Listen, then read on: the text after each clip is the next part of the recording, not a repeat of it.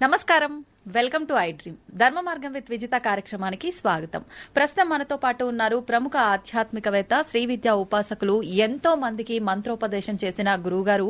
ఆయన మంత్రోపదేశం కోసం, ఆయన ఉపాసన శిక్షణ ఇవ్వడం కోసం ఎంతో మంది ఎదురు చూస్తూ ఉంటారు. ఇప్పటికీ ఎంతో మందికి ఆయన ఇప్పటికే మంత్రదీక్షను ఇవ్వటం జరిగింది. ఇప్పుడు వారితో మాట్లాడి మనం మంచి మంచి విషయాలు తెలుసుకునే ప్రయత్నం చేద్దాం. వారే గురు కరుణామయ్య గారు. ఇప్పుడు వారితో మాట్లాడిద్దాం. నమస్కారం గురుగారు. నమస్కారం. బాగున్నారా? బాగున్నాను. మీరెలా ఉన్నారు? అమ్మదే వల్ల బ్రహ్మాండంగా అంతే. మీరు ఆ మాట అనగానే మళ్ళీ జోస్ వచ్చేస్తుంది. గురుగారు, నేను ఇప్పుడు అడగబోయేది కళలకు సంబంధించి. అంటే చాలా మంది కళలో ఏదో ఒక మంచి పని చెయ్యాలి అని చెప్పి నాకు అమ్మవారు వచ్చి చెప్పింది అని చెప్పి బయటికి చెప్పేస్తుంటారు. మెలకు వచ్చిన తర్వాత నాకు ఇలా అమ్మవారు చెప్పింది అంటే అది వాళ్ళ భ్రమ అనుకోవాలా? నిజంగా కళ్ళు అమ్మవారు అలా వచ్చి ఇది మంచి పని, ఇది చేస్తే మంచి జరుగుతుంది, ఇలా నిజంగా చెప్తారా? చాలా మంది కళలో నాకు అమ్మవారు ఇక్కడ విగ్రహం ఉంది తీయమని చెప్పి, లేకపోతే అక్కడ ఆలయం కట్టించమని చెప్పి ఇలా రకరకాలుగా చెప్తున్నారని చెప్తారు. అంటే ఇలా చెప్పే వాళ్ళని కొంతమంది నమ్ముతారు, కొంతమంది దీనికి ఏదో పిచ్చి, డేలో ఏదో మాట్లాడి ఉంటుంది, దానికి సంబంధించి ఇప్పుడు కళ వచ్చింది అదంతా వదిలేయాలి, ఇలా తీసుకుంటాం. ఎలా తీసుకోవచ్చు అంటారు ఈ కళని? ఇంకొక విషయం, ఈ మధ్యకాలంలో నాకు ఒక ఫ్రెండ్ ఒక విషయం చెప్పింది. అది నేను ఇప్పటివరకు ఎవరిని అడగలేదు. ఇప్పుడు ఎట్లా కళల టాపిక్ వచ్చింది కాబట్టి మీ దగ్గర చెప్దాం అనుకుంటున్నా. తనకి శివుడికి అభిషేకం చేస్తున్నట్టు కళ వచ్చిందంట. చాలా ఎక్కువసేపు అలా చేస్తూనే ఉంది, మైమర్చిపోయిందంట. అభిషేకం చేస్తూ మొత్తం దేవుడి పైన భక్తిని అంతా చూపించేసుకుంది. తీరా మెలకు వచ్చిన తర్వాత చూస్తే తను అప్పుడు నెలసరి సమయంలో ఉంది, పీరియడ్స్ లో ఉంది. తను ఇంకా ఏడుపు ఒక్కటే తక్కువ తనకి. ఏంటి ఇలా అయింది? నేను అభిషేకం చేసినంత వరకు బాగుంది, అది కళ అని తెలిసినా సంతోషపడేదాన్ని, కల్లో అయినా అంతసేపు చేసినా అని చెప్పి. కానీ తీరా చూస్తే నేను ఇలా ఉన్నాను, నాకేమైనా దోషమా, అసలు నాకు ఎందుకు వచ్చింది ఇలాంటి కళ? ఈ విషయం తను నాకు చెప్పింది. దీన్ని ఎలా తీసుకోవచ్చు అంటారు? అసలు ముందు మీ ఫ్రెండ్ విషయం తీసుకుందాం. జాగ్రత్త, స్వప్న, సుషుప్తి అవస్థలు 3 ఉన్నాయి. ఇందులో మీ ఫ్రెండ్ అనుభవం స్వప్న సుషుప్తుల్లో అనుభవించుంటుంది. ఇందులో ఈ రెండిట్లోనూ మీరు లేరు. స్వప్నంలో మీరు మనం ఉండము. స్వప్నంలో ఏంటి, నేను మగాడినా ఆడదాన్నా అంటే అది ఉండదు, అసలు ఏం ఉండదు. సుషుప్తి అంటే అసలు కల కూడా ఉండదు, అటువంటిది అది కాదు. అంచేత నేను లేనప్పుడు నాకు పీరియడ్స్ ఎలా వస్తాయి? మెలకొచ్చాకే నా స్థితి నాకు గుర్తొచ్చింది. అవును. అంచేత ఇంకోటి ఏంటంటే, ఆ స్థితిలో వచ్చిన ఈశ్వరుడికి తెలుసుగా నీకు పీరియడ్స్ ఉన్నాయని తెలుసు. అయినా సరే వచ్చేటంటే అది దోషం లేదనే కదా. నువ్వు దాన్ని సరిగ్గా అర్థం చేసుకుని నా దోషం ఉందని నువ్వు క్రియేట్ చేసుకుంటున్నావు కదా దోషం. అవును. ఆ ఈశ్వరుడు సర్వాంతర్యామి, సర్వజ్ఞ అన్ని తెలిసినవాడు. ఈ అమ్మాయికి పీరియడ్స్ ఉంది, నేను కళ్ళలో రాకూడదని అనుకుని రాకుండా ఉండాలి కదా మరి న్యాయంగాను. అంతే. వచ్చేడు అంటే నీ ప్రయత్నము, నీ ప్రేమేం లేకుండా వచ్చిన దానికి నీ బాధ్యత ఎంత మాత్రం లేదు. ఇకపోతే మా గురువు గారు చెప్పారు, 2 ఉన్నాయి, విజన్ అండ్ మెమరీ లీక్ అని. కళలు అనేవి మోస్ట్లీ మెమరీ లీక్. ఈవిడికి 3 వంతులు శివరాత్రి ముందు వచ్చి ఉండాలి కళ. ఇది శివుడి గురించి ఆలోచిస్తుంటా కదా, శివరాత్రి ముందు కాబట్టి శివుడు వచ్చేస్తాడు. అవన్నీ మెమరీ లీక్లు. అంచేత మోస్ట్లీ మెమరీ లీకే ఉంటుంది. విజన్ అంటే ఏమిటి అని మా గురుగారు అడిగితే, నీకు ఇంత ముందు చూడనటువంటి ఆకారాలు గాని, చూడలేటువంటి దృశ్యాలు గాని కనబడితే నీ మెమరీకి బియాండ్ యువర్ మెమరీ, అది విషన్ అని గుర్తుంచుకోవాలన్నారు. ఇప్పుడు మా కళలో మధురై మీనాక్షి కనబడింది, మంచిదే, మెమరీ లీక్. ఆకాశంలోని పుష్పవర్షం కురిచింది, మెమరీ లీక్. కాకపోతే అరటి చెట్టు నుండి కలుపు వచ్చింది, బుర్ర తిరిగిపోతుంది. ఎలా వచ్చింది? ఏదో ఉద్దేశం ఉంది. దీని మళ్ళీ వ్యాఖ్యానాలు చెప్పమని అడుగుతుంటాను. నాకు నా గురుగారితో కూర్చున్నప్పుడు కుంభాభిషేకం అప్పుడు ఇక్కడ కూర్చో జపం, కళ్ళు మూసుకోవాలన్నాడు. అప్పుడు కళ నిద్రపోలేదు కూడా. మూసుకుంటే చుట్టూరా ఉన్న జనాలకు బదులు గాజులేసుకున్న చేతులు వచ్చి, భూమి మీద నుండి చేతులు వచ్చి ఇలా మా మీద అక్షతలు వేస్తుంది. మా మీద అక్షతలు పైనుండి పడాలి కానీ భూమి మీద నుండి రావడం ఏమిటి? అలా చూస్తూనే ఉన్నాను అనమాట.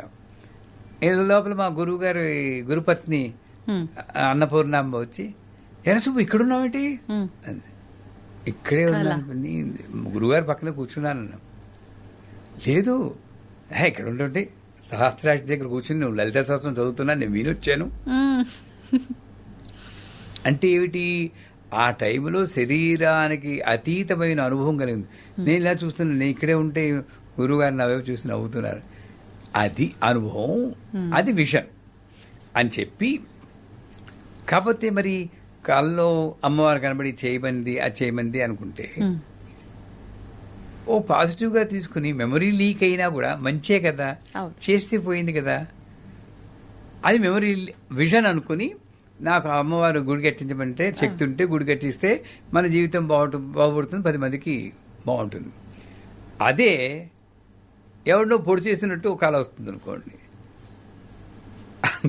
అది నేను మెమరీ లీక్ అనుకోవాలి. ఎవరి మీద నాకు కోపం ఉంది, అది దానికి మేనిఫెస్ట్ అయిపోయి పొడిచినట్టు అసలు పట్టించుకోకూడదు అనాలి. ఆ మెమరీ లేకని విజన్ కింద తీసుకోవాలి. దీన్నేమో అందుకే పీడకల్లని అందరూ అందరి దగ్గరికి వెళ్తూ ఉంటారు. స్వామి నాకు, మీకు కూడా చూడండి, ఒకప్పుడు దొంగాడెవడో ఇంట్లోకి వచ్చినట్టు మన అరవాలనిపిస్తుంది, నోరు రాదు, అరుస్తున్నాం అనుకుంటాం. అవును, అవునా కాదా?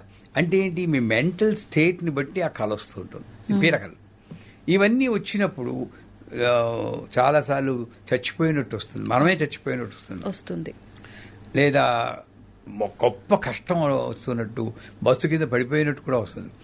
ఇలాంటి పీడకలు నిజంగా మా గురువుగా చెప్తాను ఏమిటంటే, నిజంగా నువ్వు అనుభవించాల్సింది రాసి పెట్టున్నా నీ ఉపాసన వల్ల కలలో అనుభవించినట్టు చేసింది, అక్కడికి తొలగిపోయింది. ఇంకా అందుకే షిరిడి సాయి చరిత్రలో కూడా కలలో టీబీ వస్తుంది వాడికని ఒక చోట చెప్తారు. అంటే టీబీ అనుభవించాలి, నిజంగా అనుభవిస్తే సంవత్సరాల తరబడి దగ్గుకుంటూ కూర్చోవాలి. అలా కాకుండా వాడి నమ్మకం వల్ల, ఉపాసన వల్ల నిద్దట్లో కర్మ పూర్తిగా తీసేయలేడు. నిద్దట్లో అంచేత వచ్చి పీడకలన్నీ కూడా నా యొక్క కర్మ విశేషం చేత నిద్దట్లో అనుభవించేది, థ్యాంక్ యూ అని అనుకుంటే గొడవ లేదు. దీన్ని పట్టుకెళ్లి మళ్ళీ ఎవరి దగ్గరకు వెళ్ళిపోయి ఇది వచ్చిందంటే అగో పలానా హోమం చేసే అంటారు వాళ్ళు, డబ్బు ఖర్చు అవుతుంది, ఇవన్నీ అనవసరం నా దృష్టిలో. ఏదైనా సరే అమ్మవారు లేలేనండి, మంచి వచ్చినా చెడు వచ్చినా అమ్మవారు, మంచి చెడు లేవు, ధర్మాధర్మ వివిధత.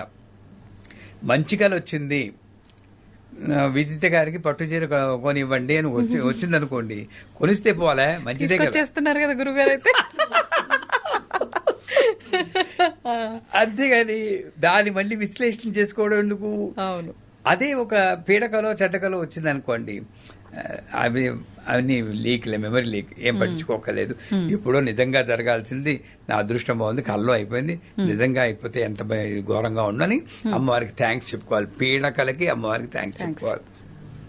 అది కరెక్ట్ అయినటువంటి పద్ధతి. ఎందుకంటే కళల్లో అమ్మవారు చెప్పింది నిజంగా వచ్చిందా అంటే నమ్మితే అమ్మ లేకపోతే బొమ్మ అని అంటూ ఉంటారు కదా, అలాగే మంచి నమ్మకం ఉండడం ఎప్పుడు మంచిదే.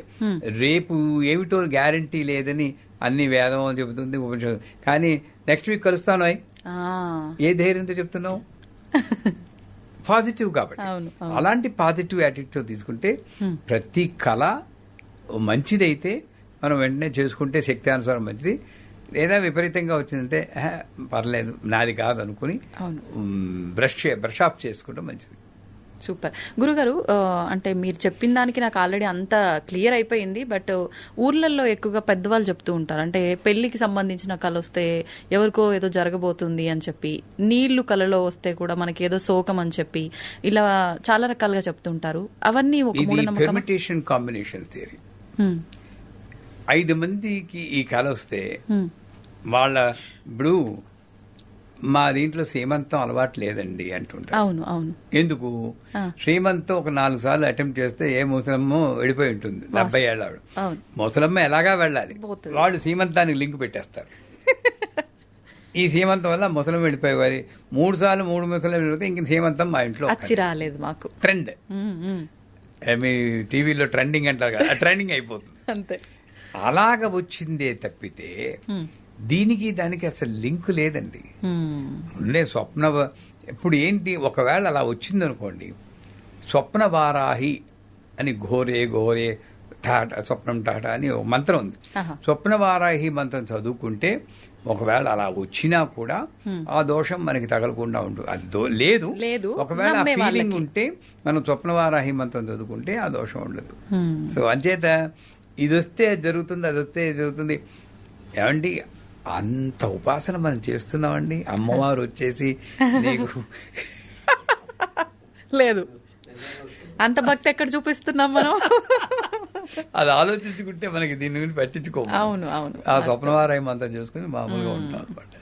సంతోషం గురుగారు, చాలా అపోహలన్నీ కూడా క్లియర్ అవుతాయి ఈ వీడియోతో. చాలా మందికి కళ్ళ గురించి, పీడ కళ్ళ గురించి ఇబ్బంది పడే వాళ్ళకి ఒక మంచి టాపిక్ ఇది నిజంగా. థ్యాంక్ యూ గురుగారు, ధన్యవాదాలు. నమస్కారం.